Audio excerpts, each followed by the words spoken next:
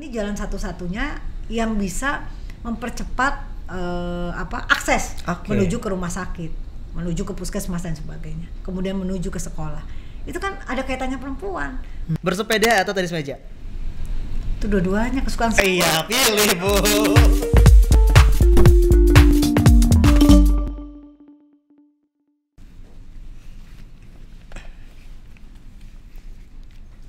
Assalamualaikum warahmatullahi wabarakatuh. Selamat datang di Vox Pop Podcast Humas DPRD Juaranya. Gimana kabarnya Sobat Vox Pop? Kali ini di episode ke-6 masih barengan Kakang Ray. Dan kali ini spesial banget nih, Kakang Ray bakal ngajak Sobat Vox Pop untuk ngobrol-ngobrol barengan seseorang. Beliau ini perempuan, lahir di Semarang 45 tahun yang lalu ya. Dan beliau ini datang dari fraksi PDI Perjuangan. Nah, hebatnya lagi beliau ini sudah 3 kali menjabat sebagai anggota DPRD. Nggak sebatas anggota aja loh, tapi bahkan beliau pernah menjadi ketua DPRD dan sekarang jadi wakil ketua DPRD. Pasti udah tahu dong, ya. Jujur banget nih, kalau misalkan buat Ray sendiri, dari semua anggota dewan yang paling kenal tuh sama beliau. Langsung ini ya, pasti tahu ya. Kita langsung aja sambut Ibu Dr. Hajah Ine Purwadewi Sundari. Ya. Assalamualaikum Ibu. Salam. Mangga Ibu. Gimana Ibu kabarnya, sehat? Baik, alhamdulillah. Aduh, satu kehormatan nih buat Ray ya, karena bisa ngomong sama Ibu. Aduh ya, karena kalau misalkan ngomong sama Ibu Ine tuh Ray mah langsung kalau berita teh pasti Ibu Ine. Dan sekarang ketemu langsung. Ya. Jadi sekarang sibuk apa Ibu? Ya, aktivitas di DPRD kan tetap berjalan. Betul. Jadi kegiatan-kegiatan DPRD masih berjalan. Kemudian mungkin hari ini, 2 hari ke depan ini ya saya bersama teman-teman parlemen yang perempuan ini sedang mengadakan kegiatan rapat kerja. Ya, dengan harapannya ya di bulan suci Ramadan saya rasa tidak ada aktivitas yang tidak dilakukan ya, semua juga sama. Ya, tentunya banyak kegiatan juga di bulan-bulan ini yang bertepatan dengan puasa juga harus diselesaikan. Di DPR itu ada Pansus LKPJ, kemudian juga ada kegiatan evaluasi komisi dan sebagainya yang terus harus dilakukan. Banyak banget, apalagi kalau misalkan jadi wakil ketua ya Bu ya. Tapi sebelum kita ngobrol lebih jauh tentang kegiatannya, terus juga hot topic sekarang nih, apalagi Ibu selain juga wakil ketua, jadi ketua juga dari KPP ya. Iya betul. Kaukus Perempuan Parlemen yang baru dilantik Februari kemarin ya? Iya, baru dikukuhkan. Tapi sebetulnya ini dibentuk sejak awal kita masuk. Teman-teman perempuan kemudian membentuk karena ini sudah 3 periode yang berjalan. Jadi setahun yang lalu sebelum COVID sebenarnya. Tapi pengukuhannya memang baru kemarin. Nah, tapi sebelum itu Bu, ada nih seperti biasa kalau misalkan di Vox Pop Podcast nih Bu ya, ada fakta menarik. Namanya juga fun fact. Yang pertama Ibu ya. Nanti saya sebutin 3 fun fact-nya. Nanti setelah ketiga-tiganya disebutin, Ibu boleh klarifikasi, boleh membetulkan atau menambahkan, bahkan juga menjelaskan ya. Yang pertama, ini Ibu ternyata pecinta gorengan katanya. Oh iya.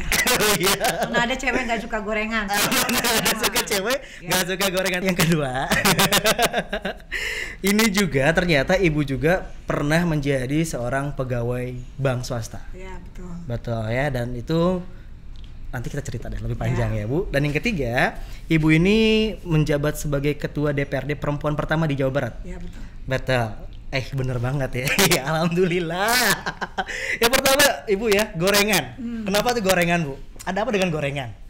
Kalau gorengan memang suka sejak lama ya. Terus kayaknya jarang ya perempuan tidak suka gorengan. Oh gitu. Jadi faktanya itu. Bukan cuma saya, teman-teman yang lain juga pasti suka. Oke. Kemudian gorengan selain saya suka beli, ya kalau di rumah masaknya pintarnya cuma gorengan. Dulu pintar masak cuma gorengan. Jadi suka gorengan itu mungkin ya. Itu satu. Jadi memang suka gorengan dari dulu? Iya. Sebelum jadi anggota dewan atau memang pas anggota dewan? Enggak, sebelum anggota dewan. Sebelum dewan lah. Masih ungu-ungu. Masih anak-anak, masih ungu-ungu. Masih ungu-ungu itu apa? Alias belum menikah. Masih belum menikah. Karena Rema nggak paham ungu-ungu apa gitu ya. Nah, tadi kan ya gorengan benar. Dan sekarang mantan pegawai bank swasta. Ya, itu tahun berapa Ibu? Ya, pertama saya lulus D3 FISIP Unpad tahun 96. Oke. Nah, kemudian saya daftar di Jakarta waktu itu. Jakarta. Di Jakarta 1 tahun sampai 97, sampai memasuki 98 saya pindah ke Bandung. Oke. Di bank swasta juga, jarang saya masuk ke bank negeri ya. Kenapa itu jarang masuk bank negeri? Mungkin rezekinya di situ. Rezekinya di situ ya. Kemudian di Bandung sampai kemudian ada likuidasi bank. Waktu itu rame-ramenya di tahun 98 98 ya, 99 ya yang krisis itu. Ya, kemudian bank saya salah satu bank yang terkena likuidasi saat itu. Kemudian saya menjadi TA di DPR MPR, ikut orang tua kebetulan. Kemudian kembali lagi karena menikah. Karena menikah saya kembali lagi ke Bandung tahun 2002 dan bergabung lagi di bank bersama kawan-kawan lama yang sudah, kalau kawan lama itu kan likuidasi tetap mereka aktif di perbankan. Masih. Kalau saya sempat off dulu gitu ya, karena menikah dulu gitu kan. Di DPR RI dulu. DPR dulu ya. Kemudian menikah, setelah menikah diizinkan oleh suami dan saya masuk lagi di bank swasta di Bandung. Sampai sebelum 1 bulan sebelum saya ditetapkan sebagai anggota DPRD provinsi. Itu sebulan sebelum jadi. Ya, baru resignnya sebulan sebelum pileg ya. Berarti 2009 kan ya, Ibu pertama kali itu 2009. Ya. Nah, itu jadi sebulan sebelum dilantik tuh masih jadi bukan dilantik ya. Jadi bulan Maret akhir saya resign, bulan April pemilihan pemilunya. Ya, pemilunya. Oke, nah ini pertanyaannya nih Bu ya. Kan Ibu dari tahun 90-an dong ya? Ya, sampai tahun 2009 ya, berarti diperbankan lah ya. 8 tahun lah. 8 tahun. Dan itu pertanyaannya, kenapa langsung pindah ke politik, Bu? Ya, mungkin kalau dikatakan pindah politik ya tidak ya, mungkin karena kehidupan orang tua, keluarga juga banyak yang di politik. Ya mungkin terbawa juga ya, karena bagaimanapun kacang katanya tidak jauh ya katanya. Apel, pohon buah. Iya, buah juga misalnya kita itu tidak jauh dari pohonnya. Kemudian juga kehidupan kita tentunya tidak jauh dari kehidupan di lingkungan kita juga. Pada tahun 96 kan di Kaliku Perjuangan waktu itu ya. Ayah saya dulu anggota DPRD di Kota Bandung tahun 92, 97. Tapi 96 karena perbedaan akhirnya tidak ikut yang pemerintah, akhirnya tidak. Kemudian 99 DPR RI.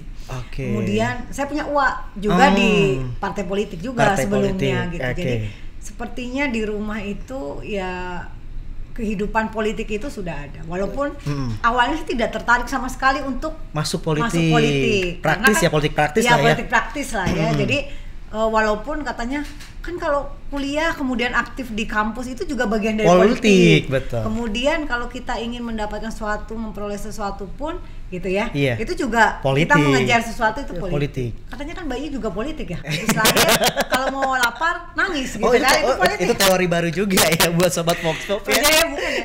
Jadi artinya tidak ada dalam kehidupan itu tidak politik. Tidak politik. Asal jangan kita membuat-buat gitu ya, menjadi mempolitisir itu nggak boleh gitu ya. Nah, tapi yang menjadi pertanyaan titik baliknya apa, Bu? Ya, saya banyak belajar terus terang. Otodidak ya, maksudnya tidak belajar ilmu politik tidak. Karena saya kan keuangan ya. Jadi dasar kuliah saya itu keuangan.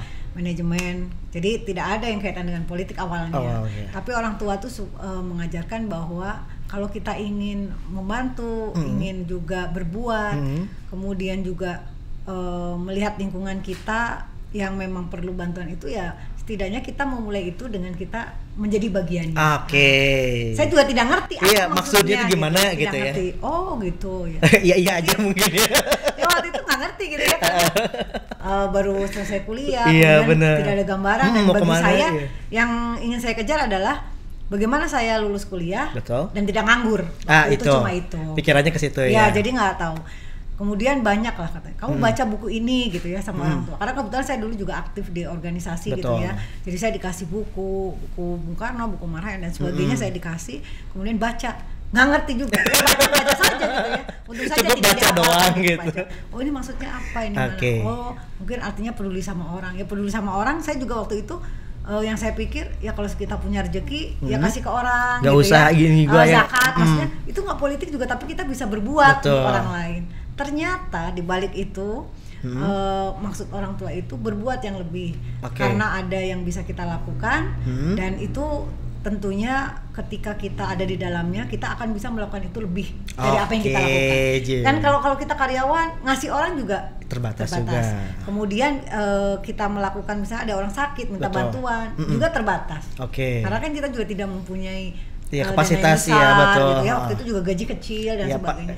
Saya tidak tahu gitu. Oh, ternyata kebijakan yang pro buat rakyat inilah yang kemudian maksud orang tua saya inilah yang bisa membantu memberikan kepada masyarakat, kepada Oke. orang lain dalam bentuk kebijakan. Nggak ngerti kan? masih ngawang kayaknya kata orang Sunda mah ya. Kemudian ada satu pelajaran yang saya dapatkan. Jadi ketika orang tua saya kan waktu itu juga ketua DPC Iya. Kota Bandung gitu ya. Saya diminta yang paling berkesan saat itu. Saya kuliah gitu ya. Waktu itu belum selesai kuliah, disuruh kamu bikin sambutan ini. Kamu coba bikin resume dari pemikiran misalnya Bung Karno terkait dengan ini. Wah, kan saya cari buku tuh. Iya. Terpaksa Terpaksa baca dikasih buku. Kayaknya orang tua tahu, oh buku itu tidak selalu dibaca gitu. Iya. Setelah itu ternyata maksud orang tua, buku yang dikasih itu harusnya dibaca. Oke. Saya suruh bikin. Wah, dengan cara lain mungkin ya? Iya, dengan cara lain. Iya. Itu mungkin pembelajaran yang diberikan kepada saya. Bagaimana saya mau belajar, gimana saya mau mencoba untuk masuk untuk mengenal politik secara pelan-pelan. Saya tidak tahu ya, almarhum bapak saya itu mungkin salah satu orang yang kemudian merubah mindset saya. Kemudian saya juga beralih ke partai, walaupun terus terang beliau itu kan meninggal tahun 2004, tidak bisa menyaksikan saya menjadi anggota DPRD. Kemudian tidak bisa menyaksikan saya jadi pimpinan DPRD. Boro-boro kan nggak lihat. Tapi ternyata pendidikan beliau ketika saya masuk kuliah tahun 93-94 itulah yang menjadikan kemudian modal saya untuk berani terjun di politik. Jadi lucu waktu itu. Saya nggak mungkin buku kok ditaruh dibaca cuma 3 lembar gitu kan. Buku pengantarnya daftar isinya mungkin padahal saya baca juga kan orang tua nggak tahu gitu, karena kamarnya juga berbeda. Ya udah gitu suruh bikin pidato karena mau dibacakan bapak saya yang notabene adalah ketua cabang waktu itu. DPC. Kan saya khawatir gitu ya, aduh nanti tulisan saya ini nggak bisa dibaca atau jelek atau takut salah juga, takut salah dan sebagainya. Saya pernah suatu hari itu sampai jam 2, jam 3 lah gitu. Saya tidak tidur, hanya mencoba untuk memberikan yang terbaik buat ayah saya. Pas habis sholat subuh, udah, alhamdulillah sambil nangis. Oh sudah, Pak, sudah. Mana ini gitu. Dibaca sama orang tua, dibaca. Oh iya, makasih ya. Nanti ikut acara Bapak, ikut jam berapa? Katanya 9 biasanya. Saya ikut dengan harapan orang tua saya itu akan membaca teks atau yang dibuat ibu yang sudah saya bikin gitu ya. Waduh, dengan percaya diri kan nanti bisa bilang ke orang itu hasil karya saya. Ternyata gitu. Ada faktanya gitu. Pada saat sambutan, pada saat acara, wah saya udah pede aja, udah enak-enak jadi di samping nonton hasil karya saya dibacakan pertama, dan itu menurut saya pertama kali lah saya membuat 3 halaman gitu ya. Dicoba gitu.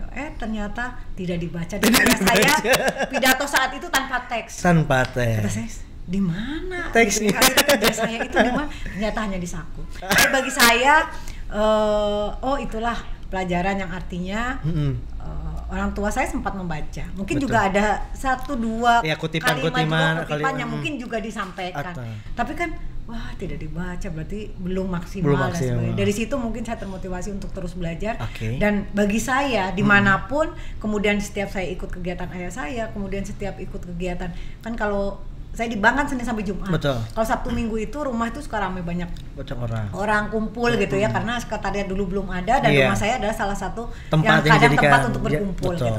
Kemudian kalau ada kegiatan Sabtu Minggu saya pun suka diajak. Ya mungkin ayah saya menginginkan lah, salah satu anaknya, kebetulan kita 3 bersaudara perempuan semua, ada yang ke politik, masuklah politik, satulah di politik, tapi dicoba ini gimana, ya sudah akhirnya saya ikut. Awalnya karena dulu nggak ada yang MC, suruh MC gitu ya, kecil-kecilan aja gitu kegiatan partai mungkin. Waktu itu kan ngetik itu ada pertama kali itu mesin tik listrik. Belum ada komputer. Komputer ada tapi belum semodern sekarang. Ya yang punya mesin tik listrik ayah saya tuh pergi kunjungan ke Batam beli itu, kasih ke saya nggak tahu ngapain. Buat apa ini? Ternyata buat disuruh ngetik, disuruh ngetik, suruh bikin tulisan ayah saya suruh ngetik, mungkin sambil suruh baca dan sebagainya. Kemudian ada komputer, dibeliin komputer, ya dulu kan Windows, MS Word ya kan gitu. Hanya itu digunakan, ya dasar-dasar saja digunakan. Ya karena orang lain belum bisa, otomatis kan hanya saya gitu. Dan nggak mungkin ayah saya menyuruh orang lain, karena DPC saat itu partai kan nggak bisa juga bayar orang. Gitu. Jadi anaknya yang disuruh-suruh. Ternyata maksudnya mungkin ya, karena ayah saya almarhum, saya juga tidak pernah menanyakan secara langsung. Mungkin ada keinginan beliau lah yang tadi saya sampaikan, salah satu anaknya mengikuti jejak beliau. Kedua, mungkin juga ingin memberikan wawasan yang luas kepada saya terkait dengan politik. Saya juga mengerti ini setelah ayah saya meninggal, ada salah satu sahabatnya datang. Oh, ternyata keinginan ayah saya itu sejak saya juga masih kuliah dan melihat bahwa kalau saya berorganisasi, kalau saya juga ikut kegiatan itu selalu serius gitu ya. Oh, berarti ini anak bisa. Tapi juga sampai saat meninggal ayah saya, beliau tidak pernah memaksa saya untuk terjun langsung di politik praktis. Tapi ternyata ketika saya sudah mengikuti beliau, kemudian juga banyak belajar dengan beliau dan kawan-kawannya itulah, mulai ada ketertarikan. Tapi belum turun juga. Akhirnya 2009 lah ya. 2004 saya sempat menjadi salah satu caleg, tapi nomornya nomor bawah. Nomor bawah. Coba-coba mungkin. Ya karena waktu itu juga sudah mulai diperlukan kuota perempuan. Walaupun kuota perempuan tidak seperti sekarang kan dari 1 2 3 harus perempuan. Gitu. Kalau dulu kan belum, pokoknya yang penting dari masuk satu aja. dapil ada 30% perempuan. Jadi kadang nomor 1 sampai 5 cowok semua. Baru nomor 6 7 8 9 cewek di belakang ya bontot. Tapi karena memang waktu itu juga saya tidak punya tujuan harus dapat dan sebagainya gitu. Akhirnya ya saya ikut, gagal, tapi saya masih tetap saya akhirnya kembali lagi ke perbankan sampai akhirnya 2009 ayah saya sudah tidak ada, dan bagi saya kemudian juga menambah semangat saya untuk bagaimana saya bisa berhasil. Karena saya ingin persembahkan keberhasilan saya itu kepada orang tua saya gitu. Aduh, dalam pisan ya, mantap pisan ya. Jadi meskipun sudah tidak ada gitu, tapi tetap ini mungkin jadi amanah juga yang tidak tersampaikan secara langsung mungkin ya Bu ya. Jadi aduh, sedih. Jadi amanah yang tidak, dan alhamdulillah mungkin ya sekarang sudah 3 periode ya Bu ya. 2009 menjadi anggota. Ya betul. Terus pas 2014 itu jadi ketua. Nah ini yang menjadi pertanyaan nih Bu ya. Tantangan besar dong.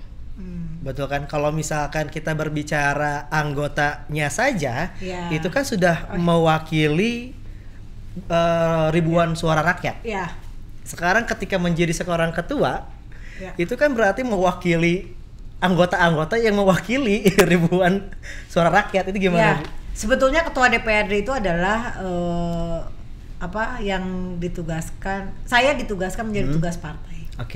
Menjadi ketua DPRD kan bukan dipilih rakyat gitu langsung tidak. Tapi ketika anggota DPRD yang terpilih, partainya pemenang 1, 2, 3, 4, 5 secara undang-undang, mereka lah yang akan kemudian menjadi pimpinan DPRD. Maaf, DPRD. 2014 alhamdulillah PDI Perjuangan, partai saya memenangkan Pileg 2014.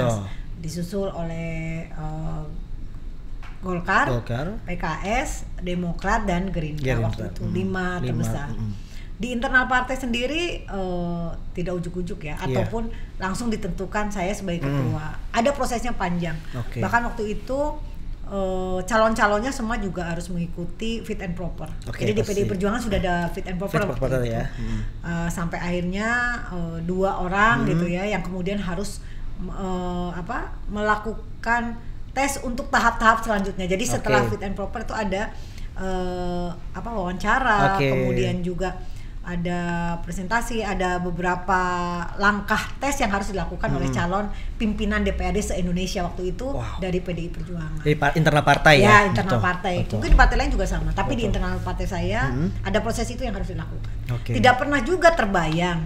Kan awalnya dulu saya tidak pernah terbayang menjadi anggota DPRD. Bagi saya, dimanapun saya berada, saya harus melakukan kerja yang baik dan maksimal untuk hasil yang baik. Kalau di bank, ya bekerja dengan baik di bank. Jangan sampai ya tidak bisa membawa nama baik. Betul. Minimal saya dan keluarga. Iya. Di DPRD pun ketika pertama saya sebagai anggota ya bekerja saja, mungkin banyak pelajaran yang dulu juga saya dari orang tua itu belajar ya setidaknya itu bisa menjadi bekal saya untuk saya berbuat ketika menjadi anggota DPRD. Ketika tes menjadi ketua DPRD tidak pernah terbayang karena waktu itu saya juga posisinya ketua fraksi. Iya, ketua fraksi. Ketua fraksi di fraksi saya. Nah, ketika hasil tes disampaikan kemudian terpilih ya justru bagi saya inilah kemudian menjadi tantangan, bisa menjadi apa ya, kalau jabatan itu kan selain tantangan bisa amanah dikatakan juga. Ya amanah, rezeki juga, tapi juga bisa mendatangkan hal-hal yang mungkin juga memerlukan kita tantangan untuk menjadi pimpinan yang baik. Ya itulah yang kemudian ketika saya itu ya seperti mimpi dan saya terharu kenapa saya yang dipilih. Saya tidak pernah terpikir oleh Ibu Ketua Umum, Ibu Hajah Megawati, kemudian saya diberi SK menjadi pimpinan DPRD dan PDI menang otomatis menjadi ketua DPRD. Ya setelah itu saya berpikir dan meminta tentunya ke keluarga, suami dan sebagainya bahwa amanah ini harus jabatan ini gitu ya harus menjadi amanah, harus dilakukan dengan baik dan saya harus menunjukkan kerja yang baik pastinya dengan segala resiko. Karena kalau menjadi ketua DPRD kan tidak seperti anggota, kegiatannya juga kalau anggota itu kan terbatas, mengikut AKD juga AKD yang ditugaskan gitu ya. Kalau ketua kan kadang tidak kenal waktu juga dan sebagainya, yang inilah kemudian harus menjadi bahan diskusi saya dengan keluarga saya. Tapi alhamdulillah orang tua saya karena dulu juga almarhum papa di politik, jadi mama mungkin ya udah paham juga lah ya. Kemudian suami juga karena sama-sama di politik, alhamdulillah gitu ya. Kemudian juga saya masih punya bayi waktu itu anak kecil, jadi resiko-resiko ini yang kemudian juga bagi saya bagian belajar dalam hidup lah seperti itu. Karena prinsip saya dimanapun kita berada, kemudian kapanpun, kemudian dengan siapapun, itulah kesempatan kita untuk belajar. Jadi kesempatan-kesempatan itulah yang saya pakai untuk terus saya melakukan pembenahan diri dan belajar terus. Mantap. Ini juga makanya menjadi salah satu perempuan inspiratif loh ya. Karena gini, tidak melupakan keluarga, terus juga tidak melupakan tanggung jawab sebagai ketua dan sekarang wakil ketua dan juga sekarang ketua kaukus kan. Dan tetap juga pendidikannya udah doktor juga kan ya, baru-baru juga ya Bu ya. Doktor tahun 2019 ya, baru 2 tahunan ke belakang lah ya. Dan ini pertanyaannya Bu, dengan semua tanggung jawab yang Ibu terima dan yang lain-lain, mungkin kalau dari suami kan pasti karena sama-sama politik ya, jadi sudah paham. Dari anak nih Bu, gitu kan, karena katanya masih waktu itu kecil ya. Itu seperti apa Bu? Ya itu salah satu tantangan ya. Saat ini juga kan ketika anak saya lagi belajar puasa gitu kan. Iya betul. Dia belajar puasa dan full, kemudian belajar sholat full gitu ya. Ini kan dia ingin selalu dekat dengan ibunya. Betul. Tidak mungkin dengan bapaknya. Padahal ada bapaknya juga, kalau saya pergi juga bapaknya bergantian lah ya di rumah. Ya inilah yang kemudian saya harus memberikan pengertian kepada anak. Betul. Dulu mungkin orang aneh ketika saya jadi ketua dan acaranya di Jakarta, acara di daerah, saya suka bawa anak saya. Dibawa? Iya, dibawa pergi. Ya kalau acara anak saya di kamar. Iya, maksudnya tetap dibawa gitu ya. Tapi selalu saya bawa karena apa ya, walaupun saya ketua gitu ya ataupun pimpinan DPRD, tapi kan anak juga harus diperhatikan. Kebetulan waktu itu anak kan belum sekolah juga, jadi saya masih bisa dibawa lah ya sambil main dan sebagainya, supaya juga perhatian saya kepada anak ini juga bisa tetap saya berikan. Jadi semua juga ada resiko. Tidak mungkin tidak ada resiko. Ibu yang bekerja ada resiko. Ibu yang di rumah juga saat-saat pandemi ngajarin anak stres. Apalagi sekarang sistem online gitu kan ya. Jadi tidak ada yang tidak ada resiko. Betul. Jadi tinggal bagaimana kita belajar untuk bisa membagi waktu, memberikan pengertian kepada keluarga, dan juga mungkin saya juga belajar bagaimana sih memanage ya. Kalau kita kan memanage bagaimana sih di waktu-waktu sempit tapi sangat berkualitas di keluarga. Gitu. Betul. Mungkin itu jadi tantangan juga buat para perempuan-perempuan di luar yang ingin terjun ke politik praktis. Ya, betul. Karena kan posisi perempuan ya bisa dikatakan kan masih rendah lah ya Bu. Kadang kan mereka juga sudah aktif, tapi kemudian mereka mundur. Betul. Karena ya mungkin tidak dapat izin keluarga. Kedua karena stres juga ya. Perempuan tuh stres kan, Gampang dari stresan bangun mungkin ya. sampai tidur tidak ada aktivitas yang tidak dilakukan oleh perempuan. Oke. Tadi saya kan akan buka puasa di sini karena ada kegiatan di sini. Betul. Saya harus nyiapin dulu tuh di rumah. Iya, Hari ini masak apa buat suami, kan puasa betul. buat anak apa.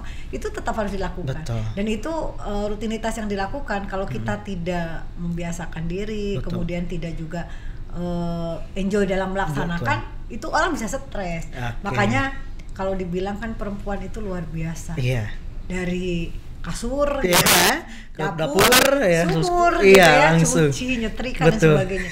Ini kan kalau tidak dilakukan dengan senang, Betul. dengan enjoy, Betul. pasti itu akan membuat perempuan-perempuan itu stres. Ditambah di politik, Betul. intriknya katanya, katanya ya. Kan saya nggak tahu ya Bu ya, jadi mau nanya katanya gimana gitu. Intrik di politik itu kan keras. Betul. Kemudian kan persaingan juga keras. Betul. Tapi bagi saya karena ini sudah menjadi bagian hidup gitu ya. Oke. Ya, saya berupaya untuk bisa melakukan ini dengan baik gitu. Jadi untuk perempuan-perempuan yang ingin berpolitik jangan takut. Ya, jangan takut tuh buat perempuan-perempuan yang ingin berpolitik. Ibuin aja bisa. Pasti bisa. Pasti bisa. Tapi yang paling menjadi tantangan Ya. rendahnya kontribusi perempuan di politik itu apa selain yang tadi disebutkan Ya. Apa Ibu? Jadi rendahnya kontribusi perempuan di politik. Sebetulnya banyak yang ini politik. Betul. Tapi satu ya saya ngerasakan tadi mereka berpikir katanya sih ada faktor keluarga. Saya suka Oke. tanya. Saya dulu kebetulan saya menjabat wakil ketua di DPD bidang perempuan Oke. dan anak. Banyak anggota saya. Tapi ketika pencalekan gitu ya, ini kesempatan loh buat kalian. Karena Betul. kebetulan di dapil ini nggak ada, dapil ini nggak ada.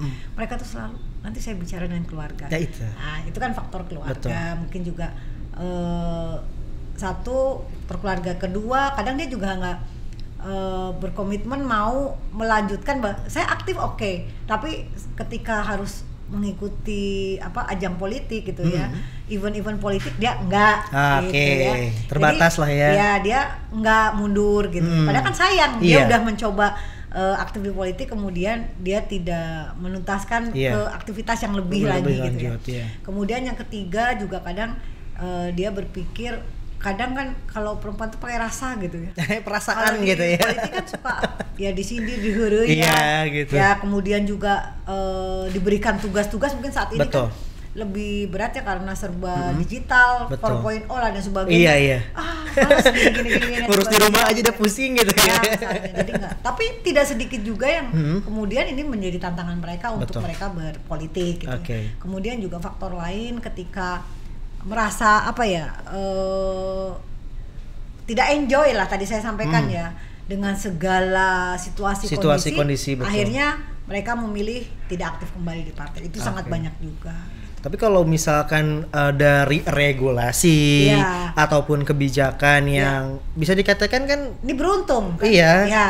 Makanya. Kalau dikatakan regulasi, kebijakan, sekarang kan banyak juga yang responsi gender. Betul. Kemudian undang-undang, ini politik loh ya. Iya, betul. Undang-undang politik tuh memberikan kesempatan caleg itu 3 itu harus 1 perempuan. Bahkan ini sedang berjuang bahwa selang-seling. Cowok, cewek atau sekarang cewek, cowok, itu dengan tujuan ya diperjuangkan. Maksudnya supaya ini juga memberikan atau menarik kepada perempuan-perempuan untuk bergabung karena ada kesempatan loh. Kan biasanya kan wah ini mah perempuan nanti aja nomornya. Gitu. Ini ada kesempatan. Kemudian juga kayak sekarang juga di pemerintahan. Kan setidaknya juga mengakomodasi gitu ya.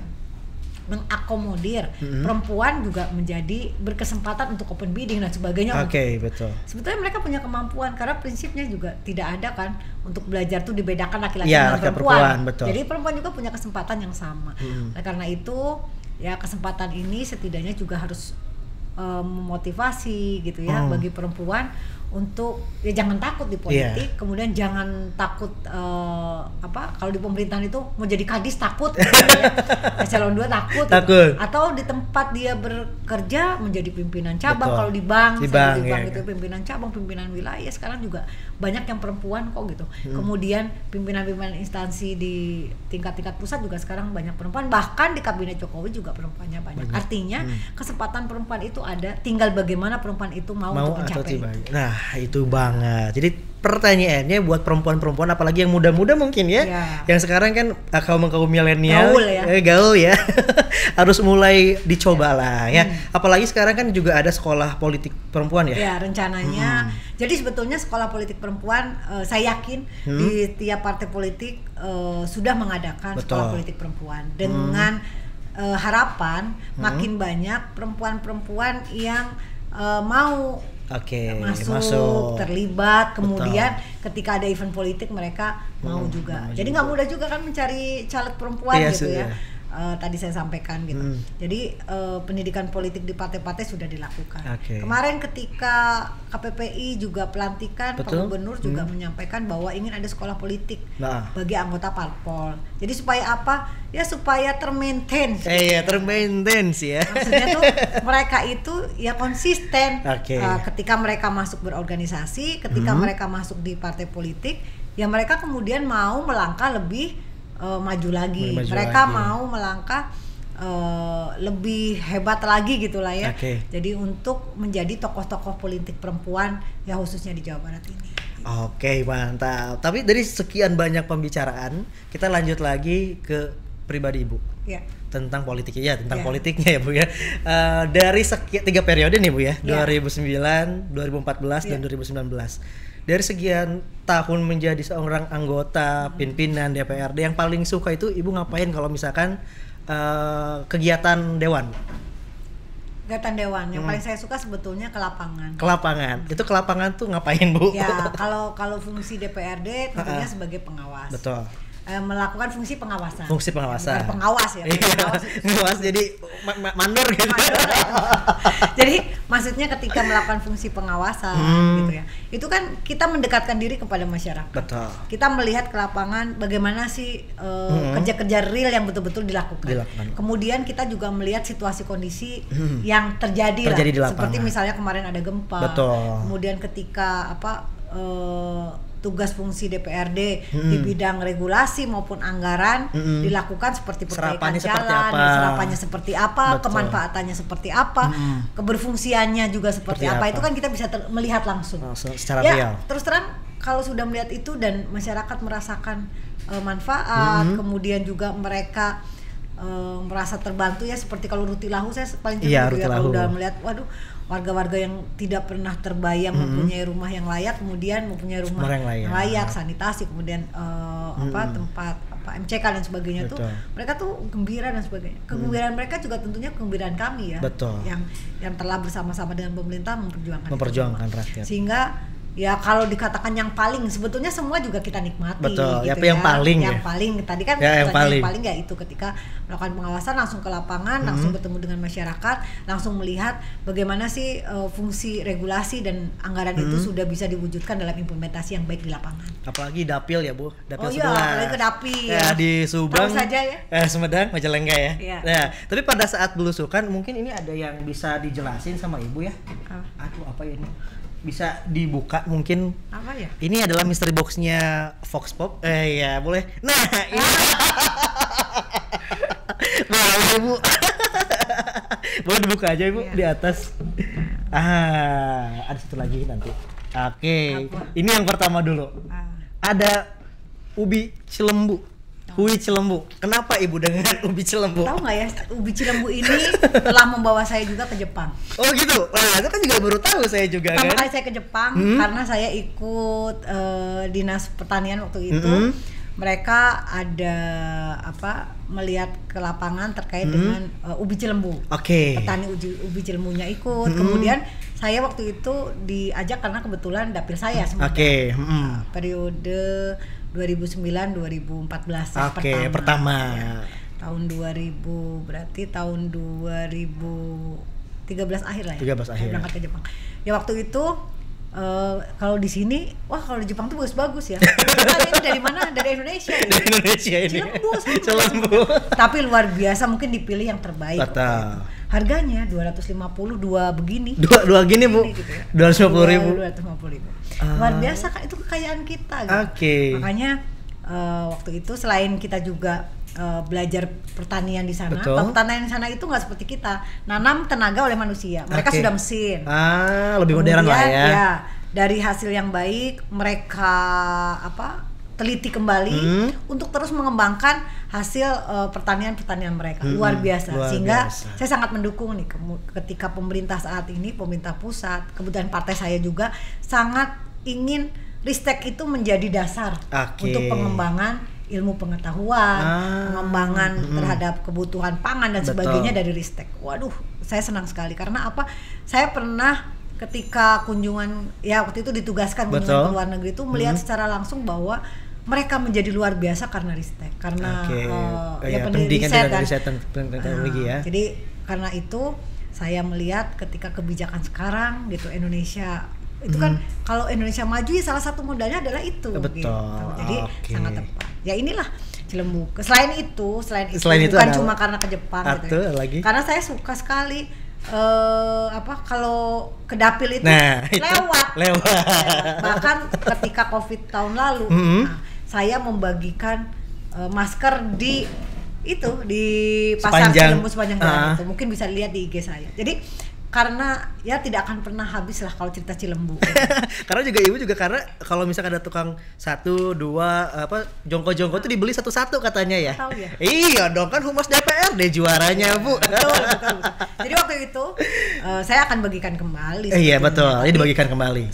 Kalau saya beli di sini kasihan yang sebelah. Kasihan sebelah. Akhirnya ini berapa? Ya udah saya beli jongkonya ada berapa ya waktu 13 atau berapa, masing-masing 2 kilo. Masing-masing 2 kilo. Mereka terbagi betul. Dapatkan rezeki dan itu pun kan dibagikan kemana. Betul. Tahu aja ya.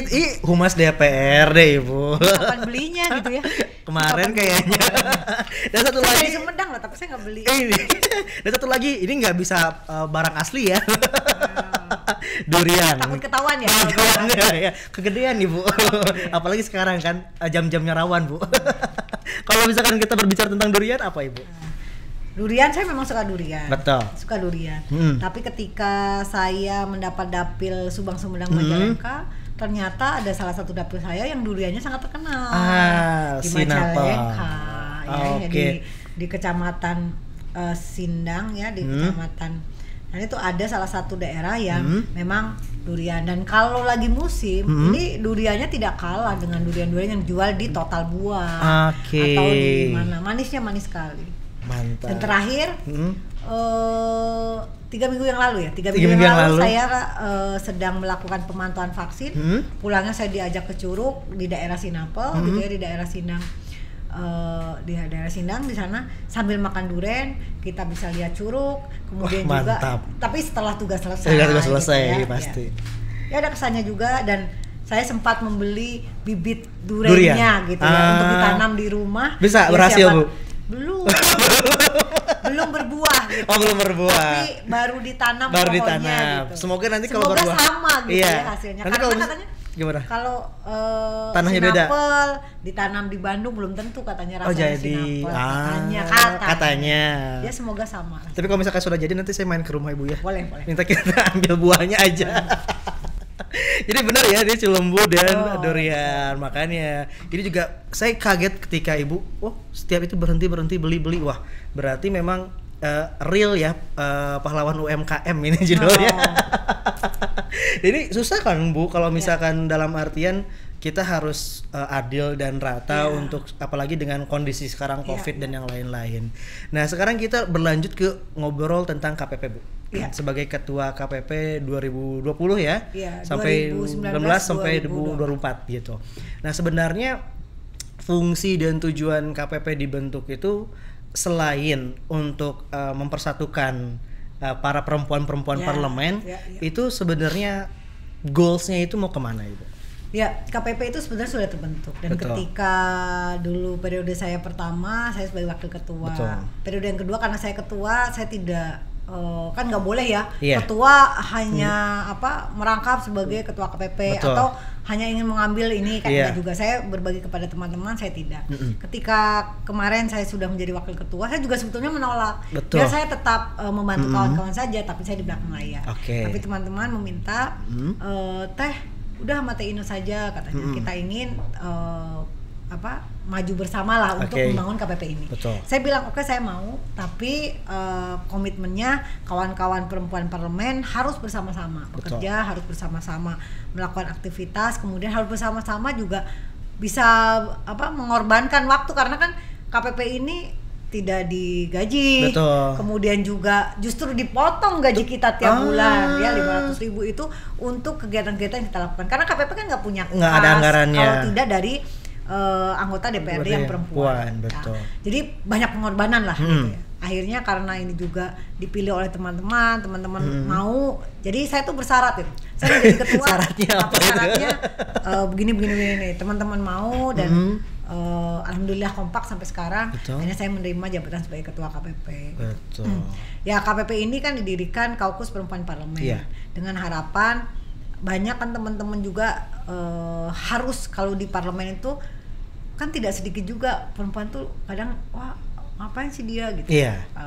Jadi suka tidak dilihat dari kualitas dan kemampuannya gitu ya. Kadang juga orang masih ya anggota dewan laki-laki itu kan melihatnya tuh hanya sebelah mata. Gitu ya kan. Saya ingin bahwa kita itu ada di DPRD dan bisa bermanfaat. Betul. Yang kedua, KPP ini kan mengoptimalkan kerja sebetulnya. Jadi teman-teman perempuan itu bisa mengembangkan dirinya, ya tidak lepas dari tugas. Betul. Sama laki-laki juga melakukan perda, membahas anggaran itu sama. Melakukan pengawasan ke lapangan juga laki-laki perempuan mah sama. Tapi bagaimana sih teman-teman perempuan parlemen ini juga bisa melakukan tugasnya dengan lebih luas lagi. Saya ingin itu. Kemudian bahwa kebijakan yang responsif gender ini betul-betul juga dimanfaatkan oleh kita sekalian sebagai perempuan parlemen, adalah kesempatan memberikan memberikan perjuangan untuk bagaimana perempuan berkembang. Ya misalnya kita punya perda kewirausahaan. Kenapa enggak sih kewirausahaan yang nanti disupport gitu? Kewirausahaan yang perempuan misalnya. Kemudian ekonomi kreatif, banyak kok sekarang perempuan-perempuan yang kreatif gitu ya. Kemudian banyak-banyak anak-anak mahasiswa yang kemudian juga perempuan yang punya ide-ide inovasi gitu kan. Bisa lakukan. Kemudian juga yang bekerja di perusahaan-perusahaan berhasil juga banyak yang perempuan. Jadi kenapa tidak sih bahwa kebijakan itu juga dirasakan oleh perempuan. Kemudian juga kalau kemudian bahwa masalah kita di Jawa Barat masih banyak masalah kekerasan perempuan. Betul. Kemudian pekerja migrannya juga katanya itu sebagian besar adalah perempuan yang kemudian diperlakukan tidak baik dan sebagainya. Ini kan PR yang kemudian harus dilakukan. Ya komunitas ini, teman-teman ini, Kaukus ini, ya saya berharap setidaknya bisa juga kita mengoptimalkan yang tadi yang harus kita perjuangkan secara bersama. Kalau sudah berkumpul, ini kan beda-beda warna ya, beda-beda partai. Tapi saya yakin setiap partai mempunyai kebijakan yang sama. Bagaimana sih kita memperjuangkan masyarakat, dalam hal ini perempuan, untuk bisa lebih hidup lebih baik lagi ke depan. Bisa juga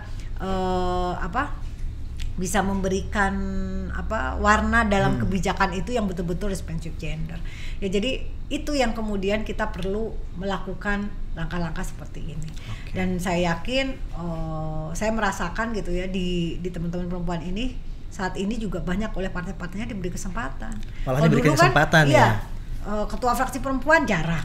Ketua komisi perempuan jarang. Sekarang ketua fraksi perempuan ada, ketua komisi ada. Artinya ini sudah mulai saat ini bahwa kesadaran partai bahwa kualitas perempuan juga dilihat, kemudian juga kemampuan perempuan di dalam parlemen ini juga sudah mulai dilihat, bukan saja oleh partainya, tapi masyarakat juga sudah mulai merasakan perjuangan dan aktivitas-aktivitas yang dilakukan untuk mereka. Mantap banget. Jadi langsung fokus gitu ya dengerin Ibu ya. Nah, dan di pertanyaan selanjutnya, kan kalau misalkan bisa dikatakan perempuan di parlemen itu hanya 30%. Dan kalau secara fakta di DPRD Jawa Barat itu kan kurang daripada 30%. Tadi saya ngobrol PR KPP juga. Iya kan, otomatis Bu.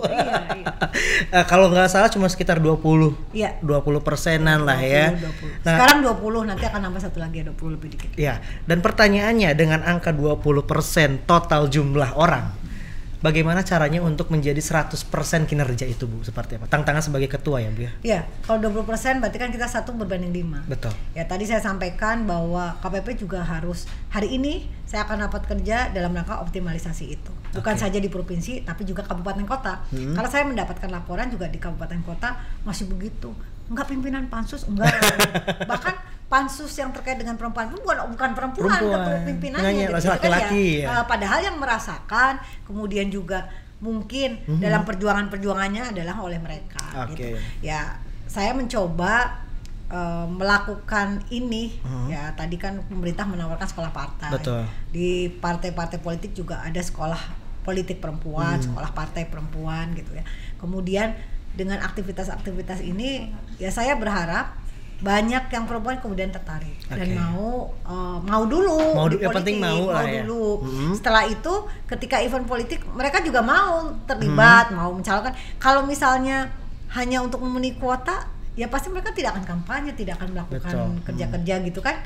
Ya sama saja, otomatis tidak bisa memenuhi lebih dari 30%. Saya berharap siapapun gitu ya, perempuan harus support perempuan. Kemudian juga harus saling membantu untuk bagaimana sih perempuan ini juga mau terlibat di dalam politik. Nah, dan satu mungkin yang jadi permasalahan di Indonesia yang saya kemarin sedikit berbicaralah dengan para wanita-wanita karir Bu di Instagram lah, dengan teman-teman saya yang kerja.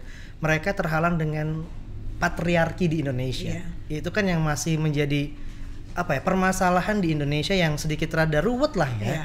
Dan ini kan juga menghalangi juga ya. Dan ini fokus dari KPP itu seperti apa untuk menghilangkan paradigma tersebut? Ya, kalau untuk menghilangkan paradigma itu pasti tidak bisa ya. Susah ya. Itu kan hidup ya. hidup. Jadi hidup dalam kehidupan perempuan punya tugas yang tadi saya sampaikan. Kasur, dapur, sumur itu udah pasti. Bahkan kan kalau dulu katanya kalau menikah kan udah bisa masak belum? Iya gitu kan. Ya, kan? Jadi wajib lah itu ya. Menjadi wajib dan sebagainya. Kalau secara otomatis menghilangkan itu kan susah juga. Tapi perempuan politik pun bukan berarti ya lepas tanggung jawab tersebut. Tetapi perempuan yang memang tadi saya bilang memanage ya. Yang tugasnya dia dengan baik, ketika mereka bekerja juga bisa dengan baik, kemudian ketika melakukan aktivitas juga itu bisa dengan baik. Ya itulah membagi waktu dan sebagainya yang memang harus dilakukan dengan baik. Kalau mengikis ini tidak, tapi teruslah, tadi saya punya prinsip yang terus belajar, terus punya pandangan yang positif, kemudian terus melakukan hal-hal yang baik, yang kemudian tentunya bisa menciptakan hal-hal yang baik juga. Jadi kalau mimpinya baik, akan dapat hasil yang baik. Tapi kalau bermimpinya jelek, males, puasa males, nanti aja lah gitu. Ya, boro-boro memasak kan, melakukan aktivitas juga nggak mau. Udah gitu. Goler aja lah. Udah golernya juga jadi negatif. Jadi harus ada motivasi. Saya bahkan kalau jadi narasumber atau saya suka bicara bahwa tidak ada yang bisa merubah nasib perempuan kalau bukan perempuan itu sendiri. Itu banget. Jadi harus harus diri kitanya tuh harus juga punya prinsip. Kita akan maju, kita emansipasi, kita melakukan kerja-kerja politik, tapi tetap tidak bisa meninggalkan kodrat dari seorang perempuan. Mantap. Kan tidak mungkin atau politik terus nggak mau punya anak. Iya, nggak bisa. Siapa juga sih yang orang hidup tidak mau punya anak? Pasti. Terus kebutuhan itu Bu. Iya, makanya kalau kemudian nanti mbak pembantu di rumah juga lebaran pulang, emang nggak bisa nyusul, nggak bisa masak kan harus gitu. Jadi permasalahan juga ke depannya ya. Dan intinya mungkin dari tadi Ibu tuh yang paling penting adalah dari kitanya pribadi, khususnya untuk perempuan. Jadi paradigma jangan takut, jangan kemudian juga tidak berani. Ya kalau kita memang bekerja ya, saya kadang salut kepada teman-teman. Mau kerja kantor, sebelum kerja kantor dia masak dulu, buat anaknya, buat keluarganya. Nanti setelah pulang kantor capek, dia masih melakukan pekerjaannya. Bahkan di hari libur pun mereka harus mencuci dan sebagainya. Dan syukur-syukur sudah punya uang lebih, mereka bisa ada dibantu oleh orang. Kan mereka juga bisa gitu. Sebenarnya jadi sebetulnya kan itu bisa dilakukan. Yang pasti janganlah kita hidup ya di dunia ini gitu ya, mau beraktivitas, mau bekerja, mau berpolitik dan sebagainya, yang kemudian juga kita tidak mengingat kepada kodrat. Mantap. Jadi intinya untuk yang buat perempuan-perempuan di luar sana yang mungkin tidak hanya di politik ya, tetapi di karir dan yang lain-lainnya sebenarnya paradigma itu kita yang buat sendiri sebenarnya. Jadi kalau misalkan patriarki dan yang lain-lain ya kita aja itu yang bikin sebenarnya. Tapi kalau misalkan kita sudah berpikir arahnya ke depan mungkin dan punya mimpi-mimpi yang baik itu akhirnya juga baik gitu. Kan banyak orang juga tidak ingin tahu kemampuan kita. Ya siapa yang bisa menunjukkan kita sendiri kan? Dari kalau di politik, kalau kita di DPRD ya harus berani bicara. Karena emang tugasnya bicara kalau di politik. Kemudian harus berani memutuskan, menindak, kemudian juga memimpin penentuan kebijakan yang baik di lembaga DPRD. Oke, dan ini pertanyaan pamungkas, Bu. Iya. Urgensi perempuan di parlemen itu sebenarnya apa? Sekarang gini, di parlemen itu kan cuma 3 hal kan. Ya. Bagaimana kita menciptakan regulasi, pembentukan perda, kedua anggaran, kemudian pengawasan. Betul. Kalau kita urgensi perempuan ada di dalam ini karena banyak hal-hal yang terkait dengan perempuan dibahas di sini. Kebayangkan kalau kemudian masalah perempuan tidak mendengarkan apa kata perempuan. Iya, betul. Nah, kemudian ada prinsip anggaran berbasis gender atau responsif gender. Yang gendernya juga nggak ada gitu. Tidak terwakilkan gitu ya. Sekarang gini, saya punya cerita. Ketika saya di Komisi 4 waktu itu saya belajar, kenapa jalan ini tuh ngotot harus diperbaiki. Saya belajar gitu kan, kita ngunjungin ke lapangan dan sebagainya. Oh, ternyata ini jalan satu-satunya yang bisa mempercepat akses menuju ke rumah sakit, menuju ke puskesmas dan sebagainya, kemudian menuju ke sekolah. Itu kan ada kaitannya perempuan. Masa mau melahirkan sampai katanya suatu hari itu sampai melahirkan di jalan gitu, bukan melahirkan di jalan gitu ya, karena menuju ke rumah sakit jalannya nggak bagus dan sebagainya. Itu kan yang disebut dengan responsif gender. Bukan saja misalnya seperti kegiatan KPP ini gitu ya, hanya rapat hanya gitu, enggak, tapi lebih bagaimana sih implementasi dari kebijakan itu bisa diterapkan dengan baik. Seperti itu. Kan ada orang kan kalau apa sih itu anggaran yang responsif gender. Jadi kalau anggaran responsif gender itu adanya di DP3AKB, yaitu kegiatan PKK kegiatan itu, misalnya IKIAT, kegiatan yang ibu-ibu saja, padahal yang namanya anggaran berbasis atau responsif gender ini harus ada di setiap dinas. Nah, itu kan kepentingannya buat perempuan. Kalau tidak ada, kira-kira anggota DPR perempuan kira-kira pas atau tidak? Mungkin bisa pas, mungkin juga tidak. Kalau ada perempuan parlemen, saya berharap kebijakannya makin pas, makin baik, betul-betul bermanfaat khususnya bagi perempuan. Tapi kita tidak membedakan sebetulnya perempuan atau laki-laki. Tapi paling enggak rasa ini bisa dituangkan dalam kebijakan itu. Terwakilkan lah ya. Betul. Mantap tadi ya Ibu, tentang perempuan, tentang KPP, terus juga bagaimana kita seorang bukan saya ya, kalian mungkin sobat Fox sebagai perempuan harus melihat ke depan itu seperti apa ya. Sebelum ditutup Ibu, karena udah 1 jam juga ternyata kita ngobrol nggak kerasa. Tapi sebelum ditutup kita ada games dulu ya. Ini ada rapid question. Ya, jadi nggak pertanyaan panjang sih Bu. Jadi saya nanti kasih 2 pilihan. Nanti Ibu tinggal pilih salah satu. Nggak susah-susah kok. Nanti setelah semuanya dipilih, nanti saya akan bertanya kenapa alasannya. Oke, siap Bu? Iya. Siap. Jadi tegang gitu. Perasaan saya mimpin paripurna tidak setegang ini. Ibu bisa aja. Siap Bu? Siap. Yang pertama, gampang kok Bu. Durian atau gorengan? Durian. Durian. Membaca, memasak? Saya dua-duanya suka ya. Iya, harus pilih. Memasak. Bersepeda atau tenis meja? Itu dua-duanya kesukaan saya. Iya, pilih Bu. Ibu pilih. Ibu mah seneng, ternyata risetnya betul. Ayo Bu, harus pilih Bu. Apa ya? Sepeda lah ya. Pin rapat atau belusukan? Belusukan. Eksekutif atau legislatif? Legislatif. Bisa aja jawabnya Ibu. Oke, dijelasin ya Bu. Durian sama gorengan. Ya kalau gorengan 1.000 perak saya udah dapat durian. Dapat banyak ya, satu ya. Kalau durian kan mahal. Oh jadi lebih kitanya termotivasi. Effortnya lebih lah ya. Iya, kita termotivasi untuk bisa membeli durian. Oke. Dulu saya ingat waktu kuliah saya suka durian. Oke. Tapi saya tidak pernah menyatakan ini kepada orang tua untuk membeli durian karena nggak punya uang. Jadi kenapa saya pilih durian? Karena itu akan memotivasi saya untuk bisa mencari uang untuk bisa membeli durian. Jadi ada latar belakangnya di situ ya. Karena dulu pingin durian nggak punya duit. Jadi sekarang termotivasi cari duit. Gimana caranya biar dapat durian ngerjerit dulu gitu ya? Langsung membaca dan memasak. Iya. Apa tadi? Memasak. Saya tadi pilih memasak. Masak. Sebetulnya ini dua-duanya saya suka, tapi kok pilihannya susah gitu. Humas DPRD juaranya, Bu. Tapi gini ya, kalau kita baca saja, Betul. tidak diimplementasikan sama aja nol. Oke. Kalau masak, saya bisa masak juga awalnya baca resep, baca TV ya, TV, resep gitu TV kan. gitu ya. Kemudian juga baca. Sekarang kan orang juga kalau sekarang nggak buku lah, nggak Iya, kayak zaman buku saya. ya, Kalau internet saya dulu, lah. karena disuruh masak bapak saya sampai beli buku resep yang paling murah di buku bekas. Jadi saya terpaksa baca. Tapi alhamdulillah jadi bisa masak. Oh, jadi benar ya. Tapi kalau cuma baca tidak dilakukan, nggak ada implementasinya ya. Iya kan, betul. misalnya kita mau sekolah dokter nih, mau sekolah gitu ya. Iya. Tapi baca saja. Ketika tidak diimplementasikan kita kerja setelah ilmu kita ada kan nggak bermanfaat juga. Kalau masak kan implementasinya ada, hasilnya ada. Bingung itu. Sekarang bersepeda, tenis meja. Ayo. Bersepeda. Sebetulnya hobi saya itu tenis meja. Dari dulu saya tenis meja. Pernah lah dulu waktu saya kuliah D3 itu saya ikut kejuaraan sampai Unpad ya. Tapi di Unpad ternyata jago-jago gitu. Juara-juara gitu. Terpilih lah juara berapa lah gitu. Tapi bagi saya bukan masalah juara. Betul. Tapi itu kan hobi saja.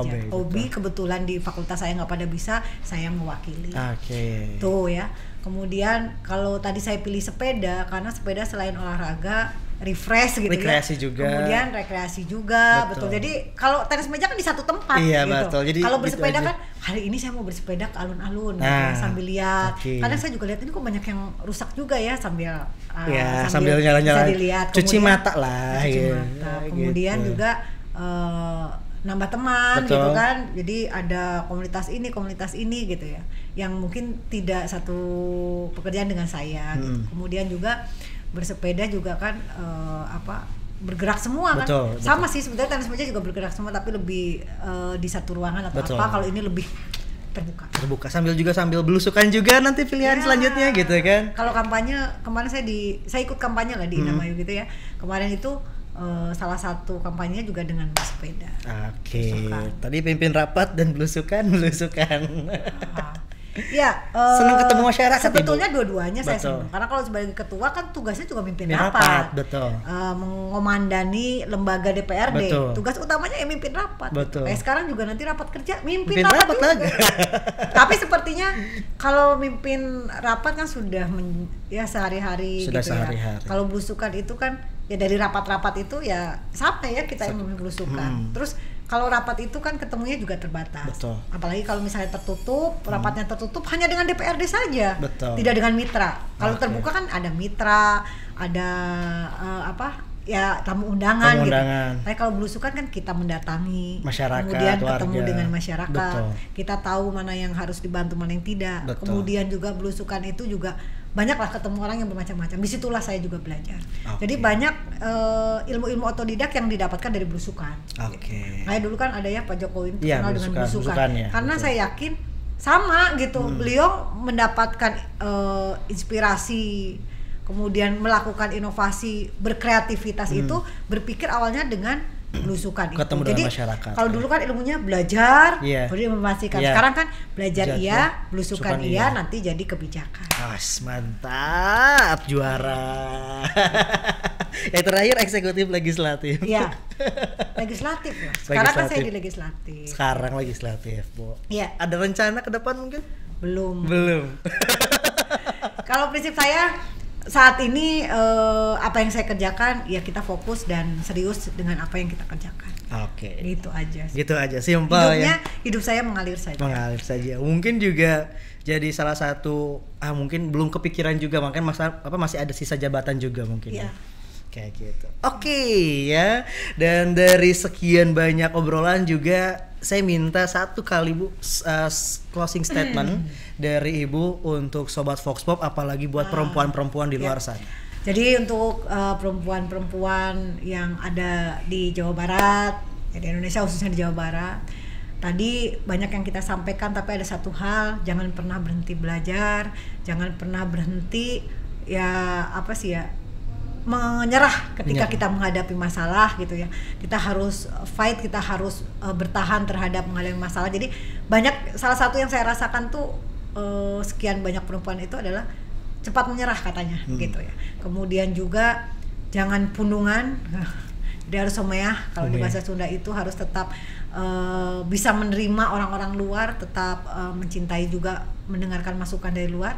Dan yang paling akhir tadi yang berapa kali saya sampaikan, kalau kita ingin merubah hidup kita, perempuan ingin merubah bahwa perempuan ini ingin maju, perempuan juga ingin berdaya, perempuan ingin berkarir sukses, perempuan ingin tidak kalah dengan laki-laki, ya itu ada dalam diri perempuan sendiri. Sehingga potensi yang ada dalam diri kita, kemudian kekuatan yang ada dalam kita, kemudian